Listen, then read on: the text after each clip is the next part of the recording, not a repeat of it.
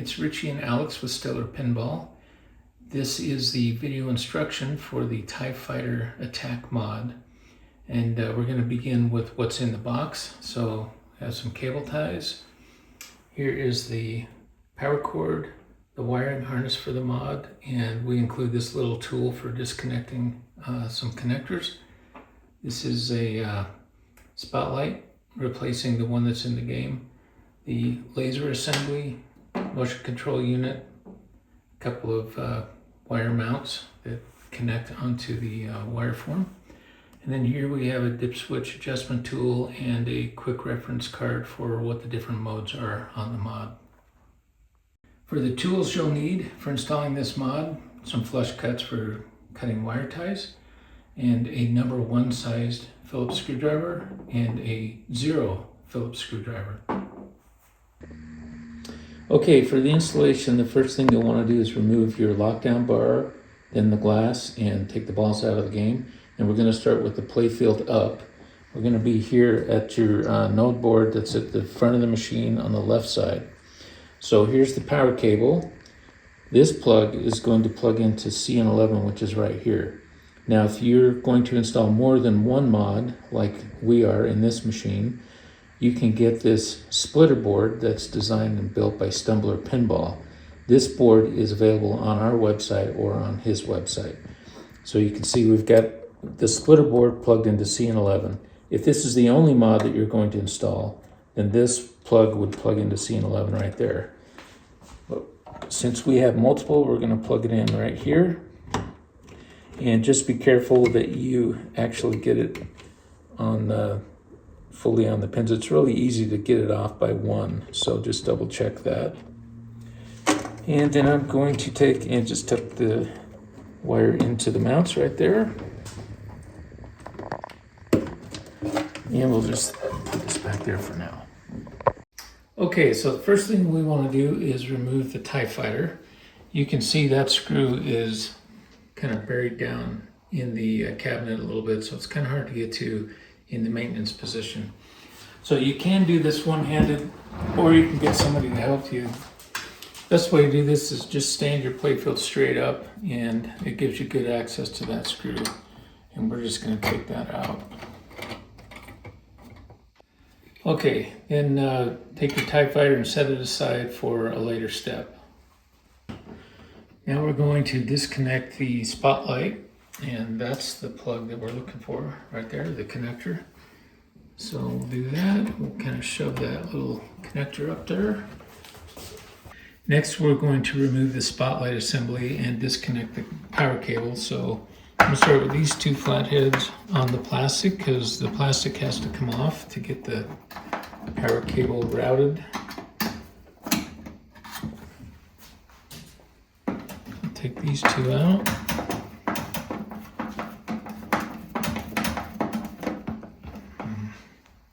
Okay, we've got those two flatheads out, and we'll take this one off. Okay. Set the spotlight there and remove the plastic.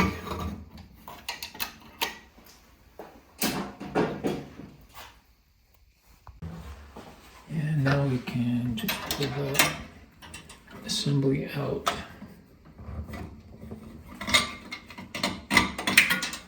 Okay, and we won't be using that, so you can set that aside. Okay, we've got the two flatheads back in the plastic, and this was the fastener holding the spotlight. That goes back on. The next step is to install the new TIE Fighter spotlight. So what we're going to do is take some fasteners out so we can take this top plastic off. So I've got these two screws. And then we're going to take this star post out.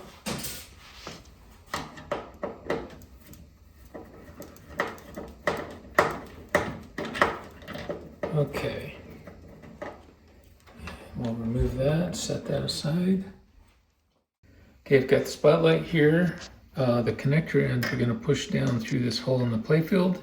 It's a little bit tricky because there are already a few wires, but you can kind of persuade it from the side also. So I'm just gonna push it down there. There we go. Now we can get it from the back side.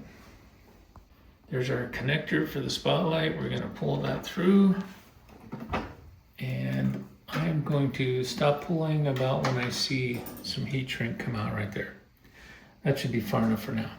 Now this end, we're gonna plug into the connector on the machine side. This is where the previous spotlight was plugged in. So that will just plug in there. And a little later, we'll clean this all up.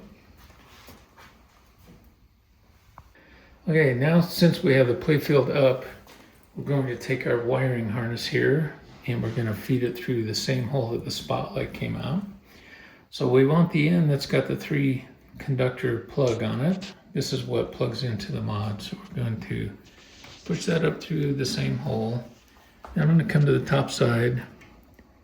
And from the side here, I can just guide it through these 2 holes in the plastic.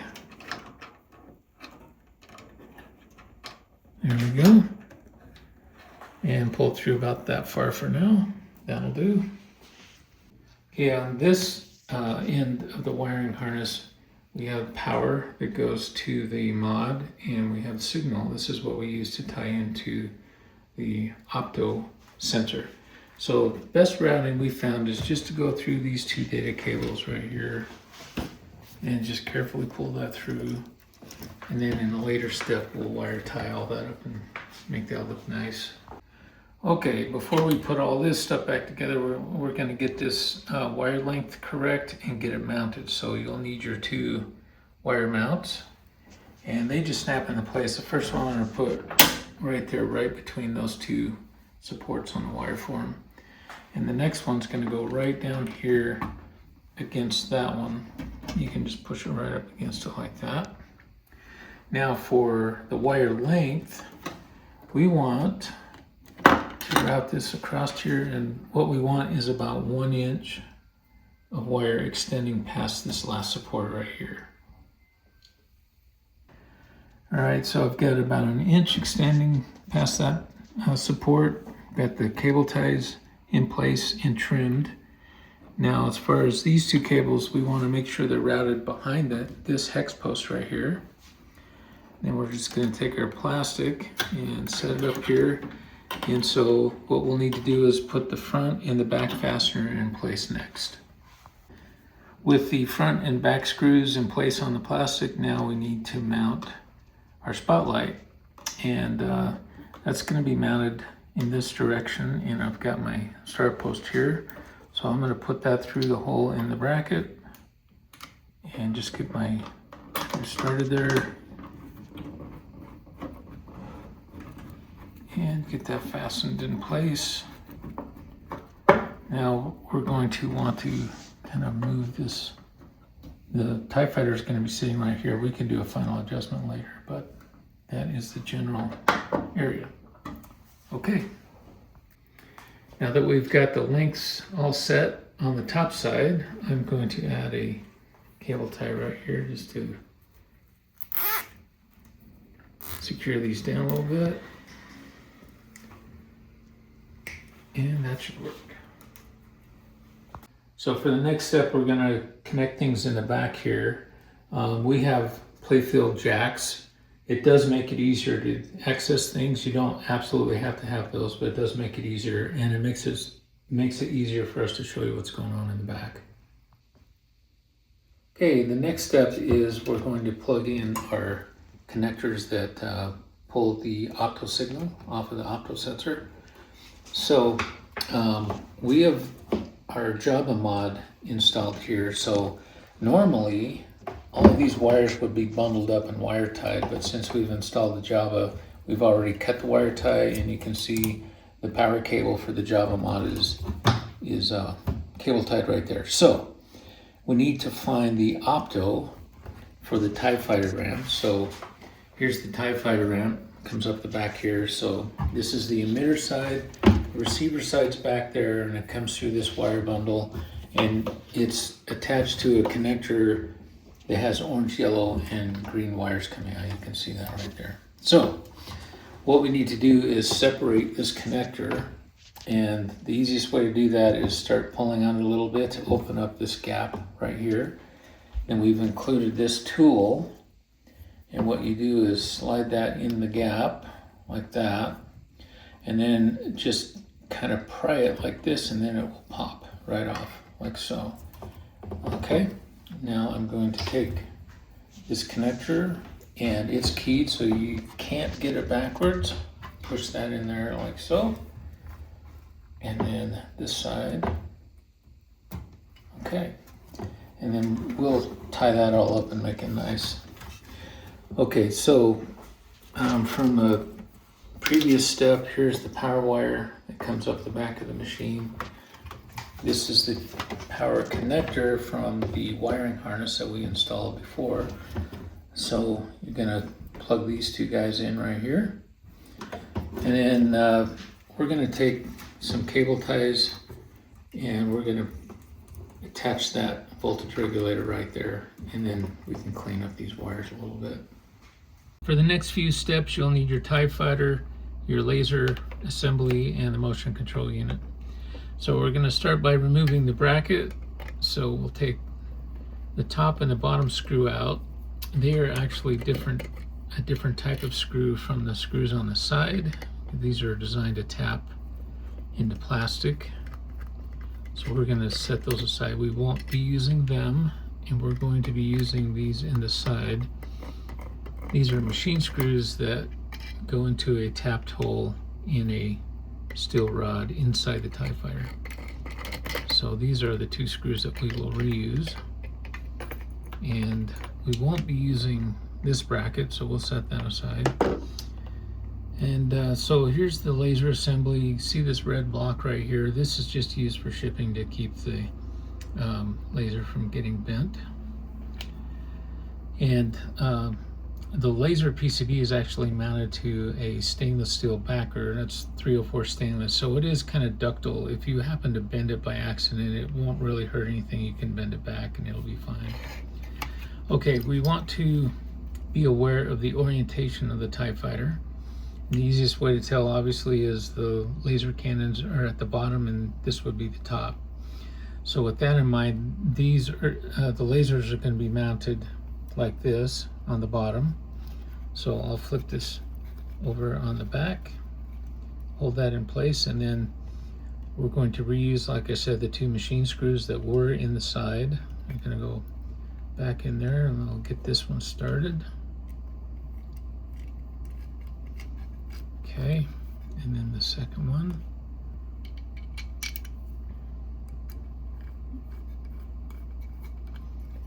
And then I will get these snug down. You don't have to get super crazy with the torque. Just snug will be fine. Okay. All right. Now you'll notice there are magnets on the back of that bracket, and on your motion control unit also have magnets. And you do want to be aware of the orientation. This is the top of the motion control unit. And so we'll connect those like that. And it's magnetic breakaway in case you have the rare occasion of an air ball to protect that from getting damaged. So to plug in our power wire, we'll come around to the back here. You notice this channel, this fork. We want to put the wire right in the middle of that. And then we're going to take this connector and start it, and then I find the easiest way is to just take your fingernails from two fingers and just snap that in place right there. And you want to be sure the wire's coming up through those forks. That protects it from being flexed too much. And that's what that assembly will look like. Okay, so now to attach the motion control unit to your wire form, we're going to start by loosening these screws almost to the point where they're coming out of the tapped hole, because what we want to do is we want this metal plate to float. That'll help us in the installation. So first step, I'm going to plug in our signal and power wire here into the side. Okay. Then I find it helpful to just disconnect the TIE Fighter and set it down on the playfield. Now what we're going to do is, it obviously attaches to the bottom two wires on your wire form. So what we do is we start at the back and we're gonna hook that metal plate like that. You can see it has ridden all the way up on the screws. So I'm hooking the back first, and then I'm gonna snap the front up. And then I'm gonna make sure that the back is fully seated. So I'm gonna push the back up just a bit, and you can see that's seated there. Now I can tighten the screws, and for that I want a number 0 Phillips, because anything bigger than an 1/8 inch shank, so that'd be 3 millimeters, is gonna have a hard time getting between these two wires. This one fits really nice. So I'm just gonna start with that one, go over to this side, and we're just gonna snug that a little bit. Now what we're going to do before I fully tighten those is put the TIE Fighter back on. And you want to look at the position. Also want to make sure I've got enough slack there, and that's a good little radius bend there. So we want to look at the position of the TIE Fighter over the ramp. Alex and I like it kind of over to the side a bit, somewhere in there. Once you've got a position where you like it, you can come back in and just snug these down. You don't want to over tighten them. And that looks pretty good there.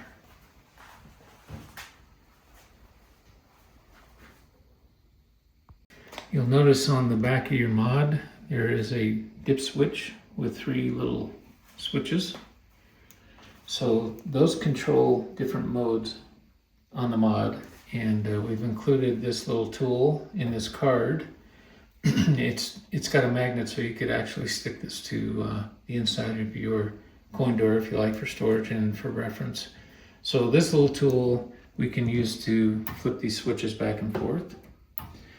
Now this card explains the different modes. So switch 1, you're either on or off depending if you want full brightness or medium brightness.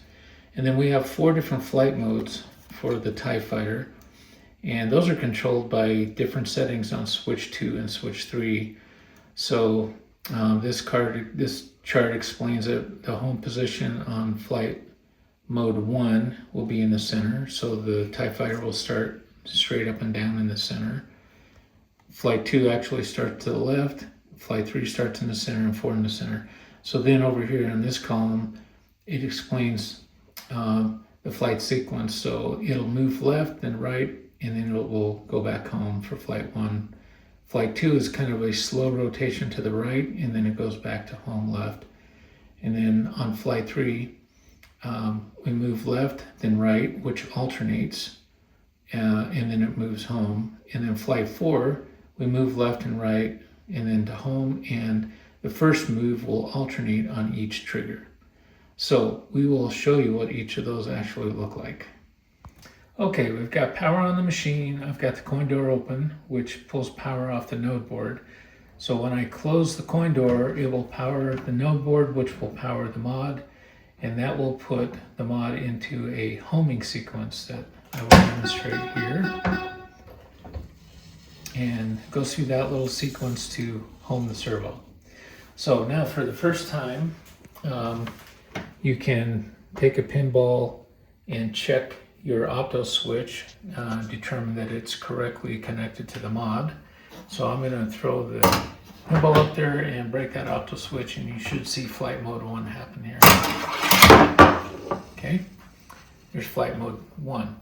Now we're going to demonstrate all the flight modes. In order to select a new flight mode, you need to open the coin door to pull power off the mod, and then I'm going to reference the chart here for flight mode 2. Switch 2 is off and switch 3 is on. So there we go. Now I'm going to close the coin door again. It'll go through its homing sequence. And flight mode 2 has a different home position. It has a home position to the left, and that's my favorite. I kind of like that position as the home position. Now we'll demonstrate this flight mode, moving the pinball through the opto. Okay, there's flight mode 2. Now we'll take power off the mod again, and we will select flight mode 3.